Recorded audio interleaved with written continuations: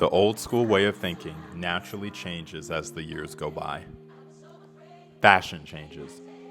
Vernacular progresses or becomes more restrictive. Governments change. Everything in our world tends to shift towards something bigger and better. There are some things that do not need to change, though. Behind every great player is a great coach and trainer. A motivator who is able to push that player beyond what they think is capable. Dirk Nowitzki had this in Coach Holger, which is how I'll pronounce his name for the remainder of the video. Unknown to many and revered by few, Coach Holger played a pivotal role in shaping who Dirk eventually became in the NBA.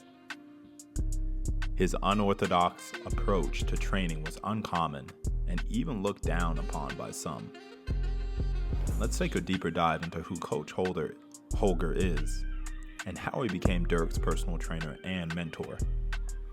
Born on September 12, 1945 in West Germany, Coach Holger learned how to play basketball from an American soldier stationed in Germany while growing up. He played for the German national team and even competed in the Olympics in 1972. Despite never playing in the NBA, Coach Holger discovered Dirk by happenstance at 16 years old. Through his unorthodox teaching, he helped Dirk develop some of the signature shots we know him for today.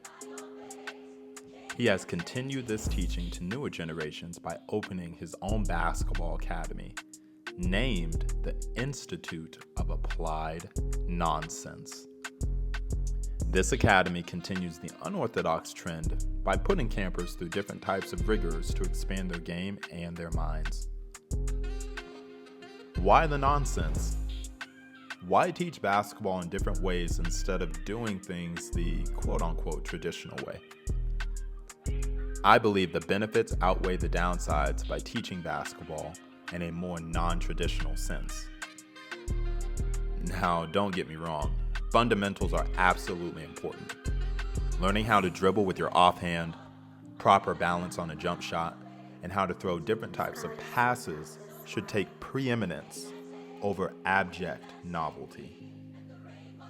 The reason we introduce unorthodox training methods is to develop the athletes as they continue to grow older. Once you learn or master the fundamentals, your mind naturally wants more of a challenge. Mic and drills for LeBron are fundamental, but are they effective?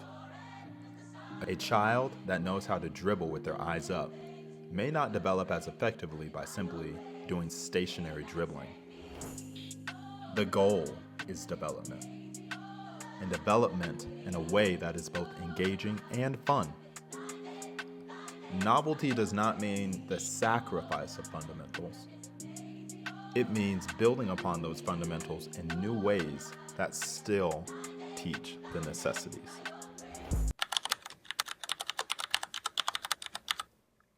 As we progress through the 2020s, one thing has become very apparent. A retreat back to a world without internet is impossible and unwanted. Everything we do is connected to the internet or the world at large via social media. It is an inevitability that cannot be reversed. Instead of fighting this in the sports world, we must learn to embrace it and use it in ways that are beneficial, not harmful. At the higher levels of basketball, we have seen this take place. Everything from tracking heart rate, shot fluidity, tracking how many steps a player takes in a game. These are all enhancements that have only allowed the professional and, at times, collegiate levels to truly level up and stand out. What about the youth level? I'm going to break this part of the video down into two parts: youth technological advancements and training methods that should be reconstructed. Let's start with the technological advancements. Number one on my list, mandatory shot clock at the high school level. Oh man, nothing drives me crazier as a coach than watching a high school team hold the ball at the beginning of the fourth quarter with over 8 minutes to play, just to prevent the other team from getting another possession. This signifies to me that you don't really trust your team and that winning by any means necessary means not playing basketball. Let's keep it real. It's selfish and stupid. I think it should be mandatory for all high-level or high classifications of high school basketball to have a shot clock. A shot clock teaches players how to play under a good type of pressure. It also keeps games exciting for the fans and parents. And if you are concerned about the price, here in Denver, every single high school is set to receive a new and safer helmet from the Denver Broncos moving into the 2025-2026 season. The NBA could easily follow this model and do this for shot clocks at the high school level. Let's move on to reconstructing training methods.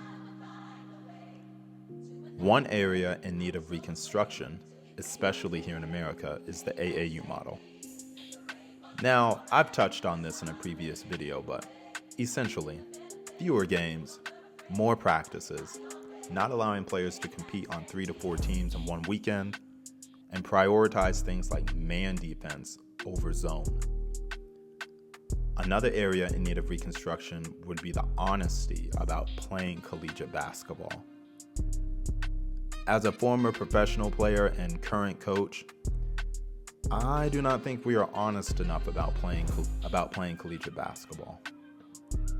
Do less than 1% play at the college level? Sure, when it comes to the blue chip schools.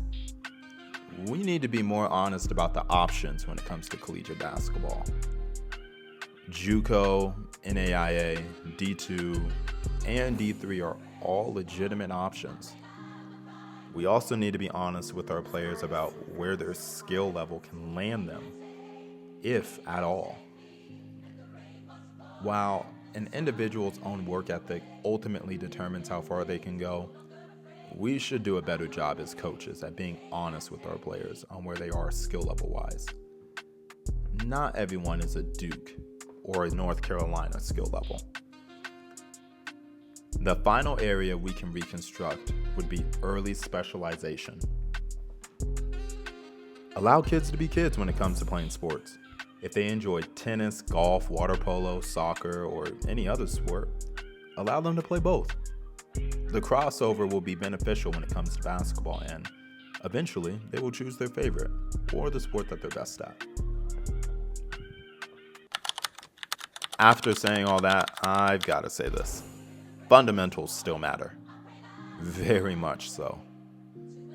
Trying to teach a reverse layup before learning how to jump stop and make a dominant hand layup is just foolish. We should not discard our fundamental teaching. Rather, we should prioritize novelty after the fundamentals have been taught.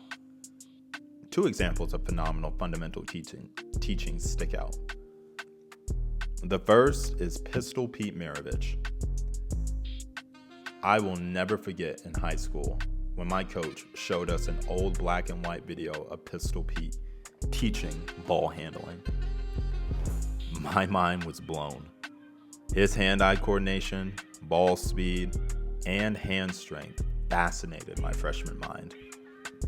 I immediately went home and attempted to master all of these movements. Hard work and dedication allowed me to master them and more. To this day, I will put out some of these drills on occasion to help younger players learn how to dribble with one hand or how to move the ball between their legs without dribbling. Pistol Pete was Uncle Drew's uncle. The second example I will use in this video is Kobe Bryant. Kobe Bean Bryant. When it comes to mastering fundamentals, no one beats Cove.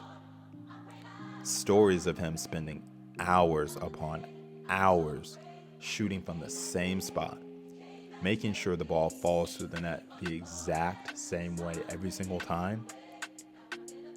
This attention to detail and consistent pursuit of excellence allowed Cove to put on some of the greatest performances basketball has ever seen.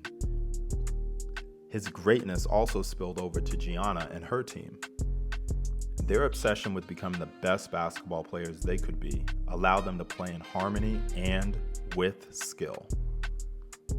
Covey is an example of what it means to evolve while still keeping fundamentals at the forefront. At the end of the day, be unorthodox. That is the main point of this video. Coach Holger proved that an unorthodox approach can create an NBA champion and teach thousands of kids the game in new, refreshing ways. These novel ways should give birth to innovations at lower levels of basketball, like the introduction of a shot clock, reframing how we view collegiate basketball, and prioritizing development over a heavy amount of games. These are tenets that both Cove and Pistol Pete embodied and taught to those coming after them. As you go forward today, choose to disrupt and come up with a whole bunch of nonsense today.